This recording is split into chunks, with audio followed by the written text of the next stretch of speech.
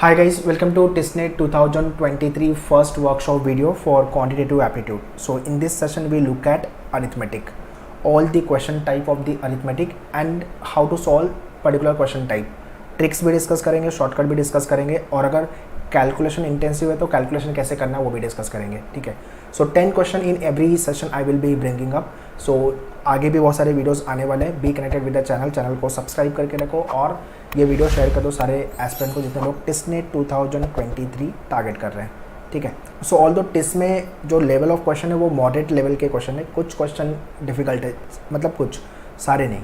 So in this session I have covered all the moderate type of the question. So in this video whatever question type I have discussed उस type के similar question you can expect in your actual TISNET examination. Same question तो difficult है but yeah similar type के question number change होगा, उस type के question आप exam में एक्सपेक्ट कर सकते हो. ठीक है.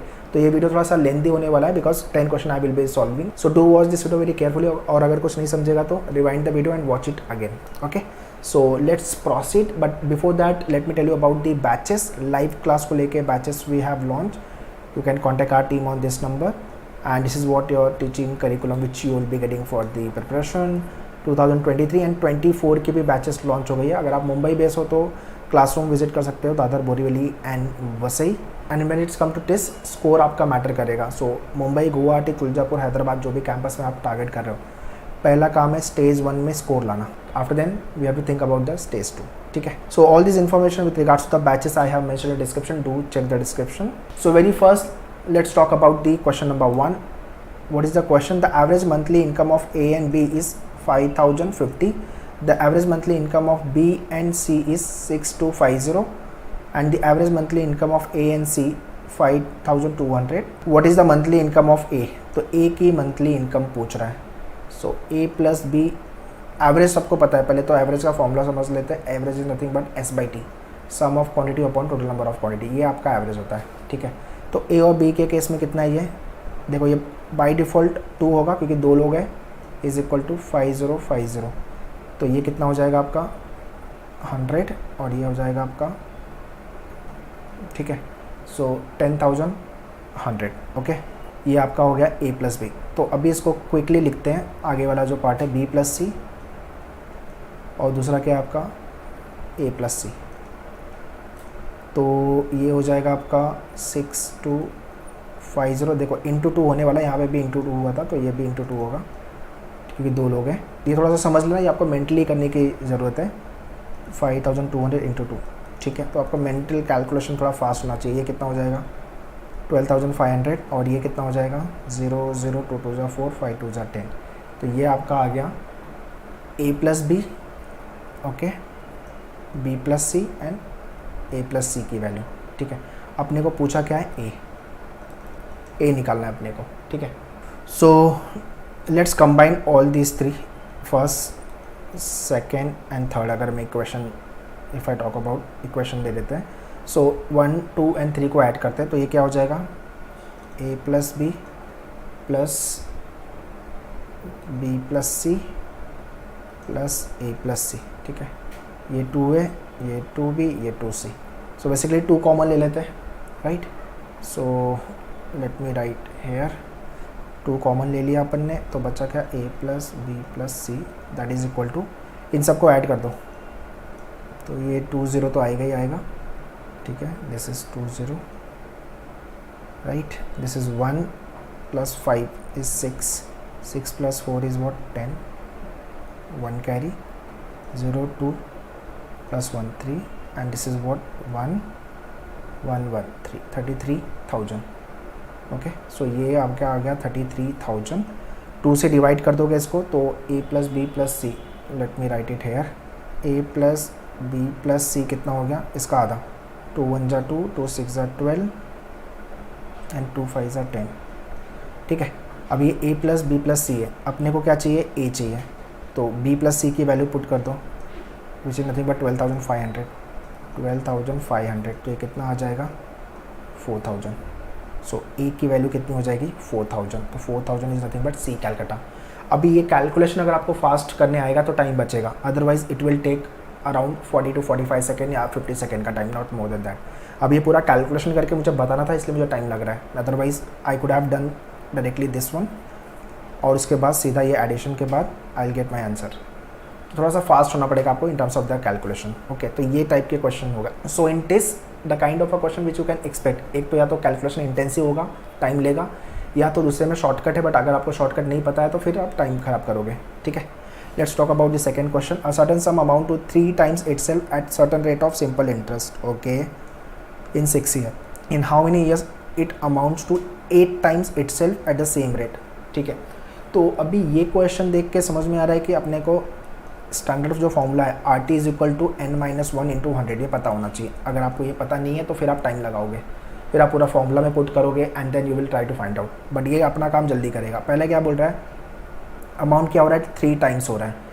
ठीक है, तो n जो है वो n नंबर ऑफ टाइम्स है, तो n की वैल्यू आपको 3 रखनी है, right. So this is what 3-1 into 200। ठीक है, और कितने टाइम में हो रहा है, 6 ईयर में हो रहा है। मतलब अपने को रेट ऑफ इंटरेस्ट नहीं पता बट टाइम पता है 6 year, right. So this is difference is what 2 into, और ये आपका 100 है। Okay, so which is nothing but 200। सो R is equal to 200 divide by 6, ये आपका रेट ऑफ इंटरेस्ट आ गया। But further what they are saying, in how many years it amounts to 8 times। ठीक है, अभी 8 times हो रहा है, तो again RT is equal to n-1, n की वैल्यू 8 है, 8-1 कितना हो जाएगा 7, तो ये 700। अपने को R पता है, राइट, 200/6, तो ये आपका हो गया 200/6 into t, that is equal to 700। Okay, so t की वैल्यू क्या आ जाएगी, 700 into 6 upon 200, this get cancel, 2 3 जा 7 3 जा is what 21, answer is what A. तो अगर ये फॉर्मूला पता है तो लाइव जिंगल वाला, टाइम कम लगेगा, 30 सेकेंड में अपना आंसर बनेगा। अदरवाइज आप सिंपल इंटरेस्ट का फॉर्मूला लगा के सॉल्व करोगे, आंसर वहाँ पे भी बनेगा बट टाइम लगेगा। ठीक है, सो ये कुछ टाइप्स ऑफ द क्वेश्चन है जो कि आपको पता होना चाहिए कि ये ट्रिक से सॉल्व हो जाएंगे। The sum of first natural numbers is divisible by what. देखो नेचुरल नंबर क्या होता है पहले तो वो पता होना चाहिए, जो नंबर 1 से चालू होगा टिल इन्फिनिटी तक जाएगा, that is your natural number. Okay, so the standard formula for this type of the question is nothing but n of n+1/2।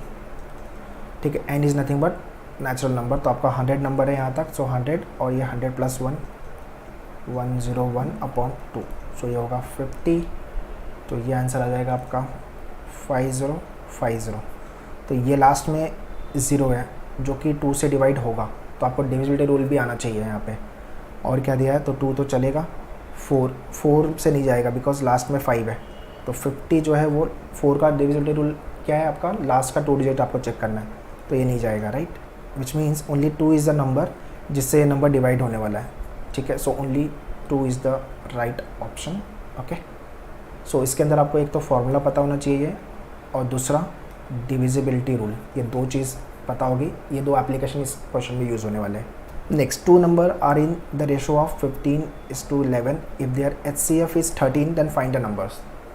अभी HCF होता क्या पहले वो समझ लेते हैं, हाईएस्ट कॉमन फैक्टर बोलते हैं अपन इसको। ठीक है, मान लो 8 और 6 है, तो 8 जो है वो 1 से डिवाइड होगा, फिर 2 से डिवाइड होगा, 4 से डिवाइड होगा, 8 से डिवाइड होगा।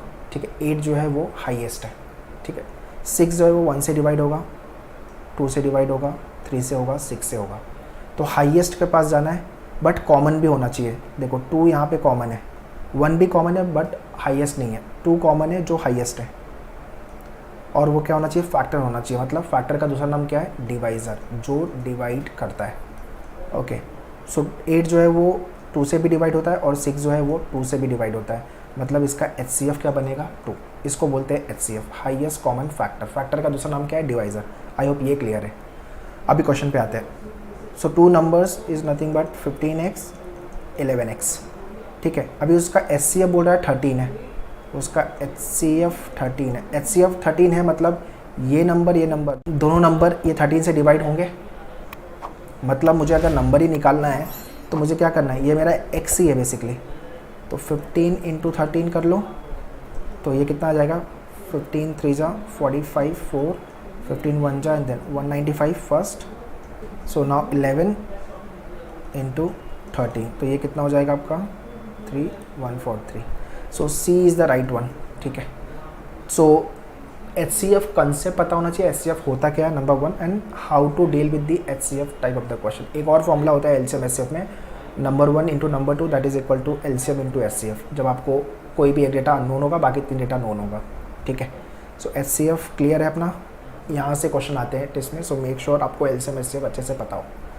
Question number 5, a shopkeeper offer 3 consecutive discount of 10%, 20% and 30% to a customer. If the actual price of the item is 10,000, find the price the customer has to pay to the shopkeeper. So simple है, मान लो कि जो आपका price है वो है 100, ठीक है।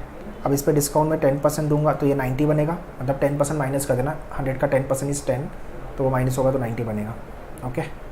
अब इसके ऊपर फिर से 20% क्योंकि सक्सेसिव है ना, डिस्काउंट ओवर डिस्काउंट है, तो 90 के ऊपर 20%, 19 का 20% कितना होगा, 90 का 20% इज़ 18, 18 माइनस करोगे तो आएगा 72। इसके ऊपर भी आपको 30% डिस्काउंट देना है, और तो इसका 10% इज़ नथिंग बट 7.2 इंटू 3, 6 7 3 21, तो आ जाएगा 50.4। तो ये अमाउंट है जिसमें वो सेल करेगा प्रोडक्ट, ठीक है। पूछ क्या रहा है, तो find the price of the customer has to pay, ये अमाउंट उसको पे करना है, बट ये मैंने अज्यूम किया है 100, इसलिए ये पे करना है, बट उनके हिसाब से प्राइस क्या है 10,000, मतलब 100 जो है दैट इज़ इक्वल टू 10,000। सो जो अमाउंट बेचा है मैंने वो कितने के बराबर है, बस क्रॉस मल्टीप्लिकेशन यूनिटी मेथड लगा लो, 10,000 into 50.4 upon 100, this get cancel, और ये 50.4 है तो वैल्यू क्या आ जाएगी 5040, A is the right one, ठीक है। तो परसेंटेज थोड़ा अच्छा होना चाहिए आपका, then you get answer very easily. How many even number less than 10,000 can be formed with the digit 3 5 7 8 9 without any repetition, मतलब डिजिट रिपीट नहीं होने चाहिए, 10,000 से कम होना चाहिए, ओके।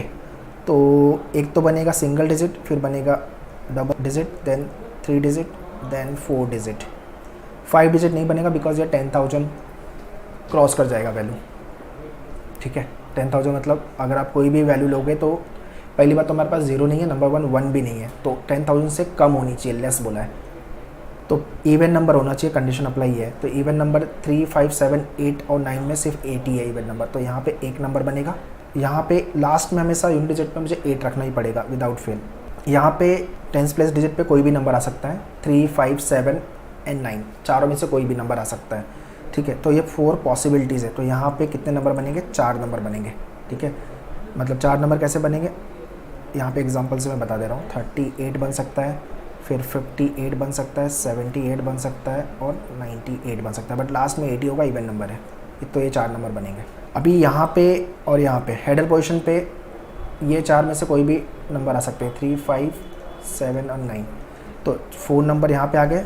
अब जो नंबर ले लिया वो रिपीट नहीं होना चाहिए, तो यहाँ पे कितने नंबर आएंगे, 3 नंबर आएंगे, तो 4 इंटू 3 कितना हो गया 12, तो यहाँ पे कितने नंबर बनने वाले हैं 12।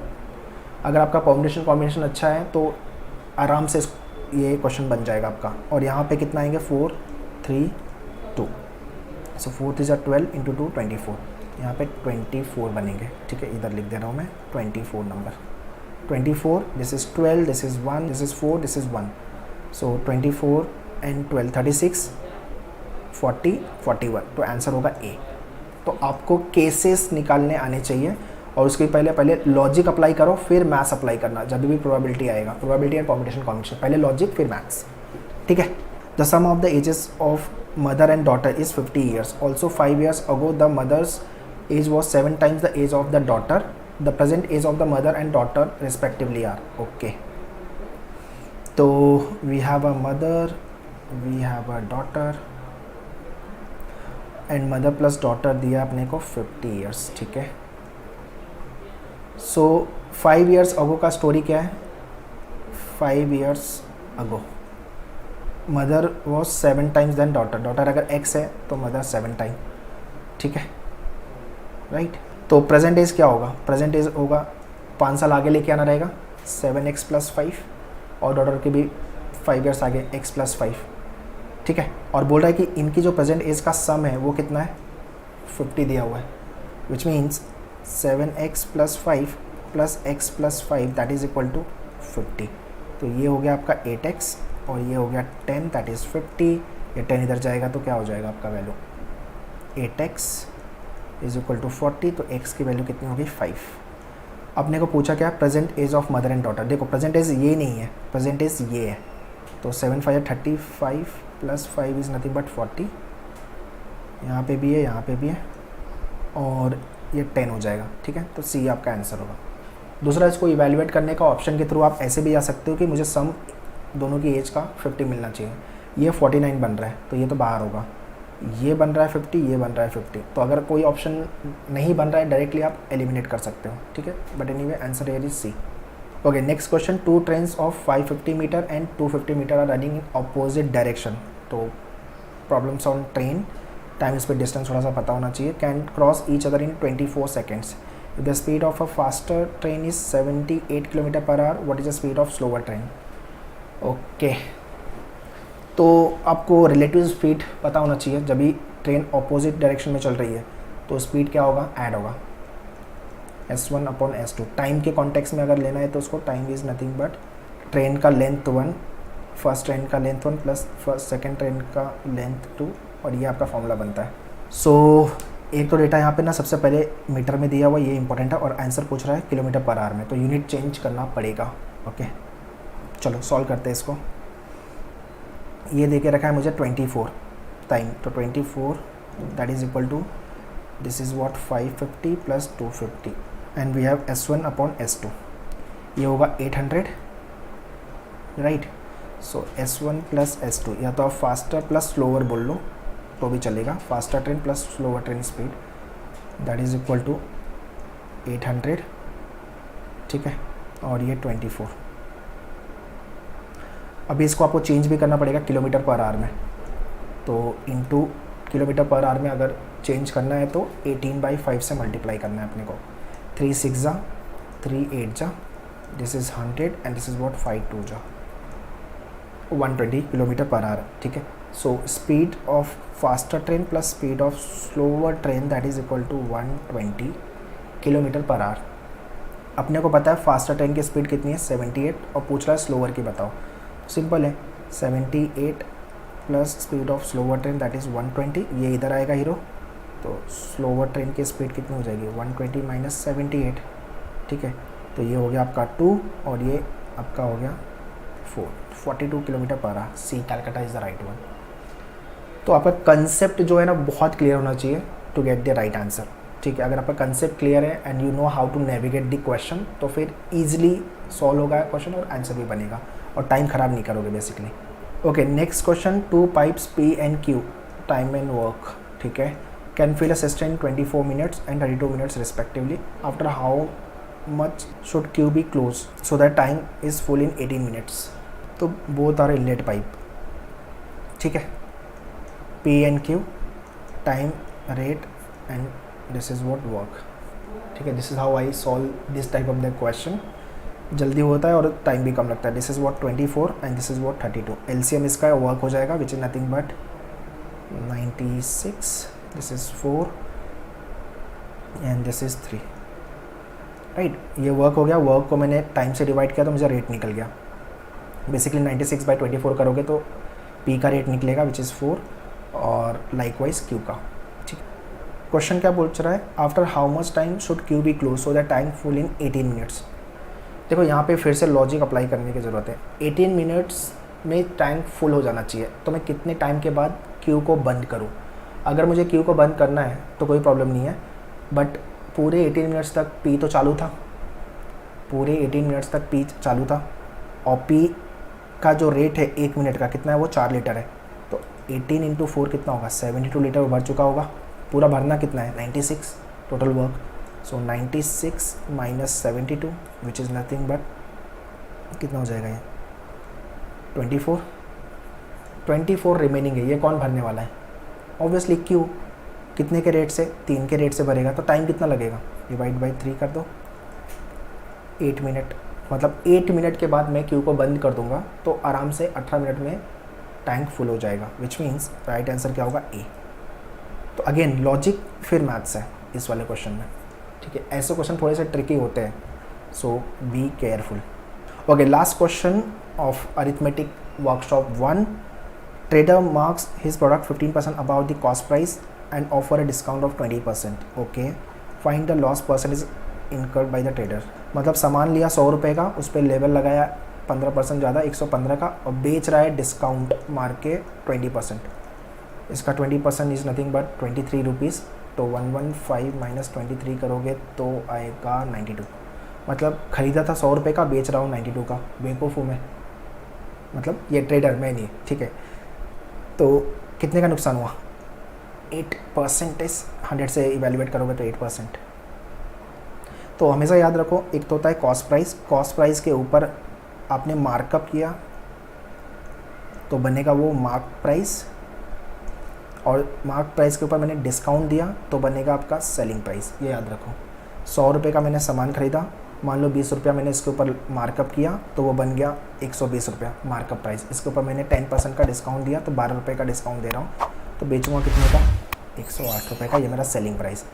तो प्रॉफिट अगर कंपेयर करना है तो selling price and cost price selling price को कंपेयर कर दो। 100 का खरीदा था मैंने और 108 का बेच रहा हूँ। ये मैंने एग्जांपल समझाया, ये टर्म आपको क्लियर होनी चाहिए। अगर आप प्रॉफिट एंड लॉस के सारे क्वेश्चन अच्छे से बनाना चाहते हो तो ये आपको कंसेप्ट पता होना चाहिए। So this is what the 10 question guys workshop. I hope you got complete understanding how to deal with the question. अभी इस क्वेश्चन में और भी ट्रिक थोड़ा सोचोगे तो यू कैन अप्लाई। ऑप्शन से कैसे सॉल्व करना है, शॉर्टकट से कैसे सॉल्व करना है, ज़्यादा कैलकुलेशन नहीं करना है, ये सारी चीज़ें आई will be keep on explaining. आगे भी मेरे वर्कशॉप्स आने वाले हैं। इंग्लिश को लेके भी also I will be coming up, and GK को लेके भी आएगा। जीके को लेकर ऑलरेडी 10 पार्ट्स के वीडियो है यूट्यूब पे, kindly watch those videos. And आपके डीआई को लेके भी आई विल बी ब्रिंगिंग, ठीक है। So if you like the video do like it and share this video to everyone. जितने लोग टेस्ट लिख रहे हैं सबको फ़ायदा होना चाहिए इस वीडियो से, ठीक है। एंड एज आई मेंशन 23-24 की बैचेस के लिए लाइव क्लास के लिए you can contact our team on this number. And if you are Mumbai based, Borivali, Vasai and Dadar, you can visit. All the information I have mentioned in the description. Do check the description. For any doubt and query, you can write in the comment box. All the very best. Thank you.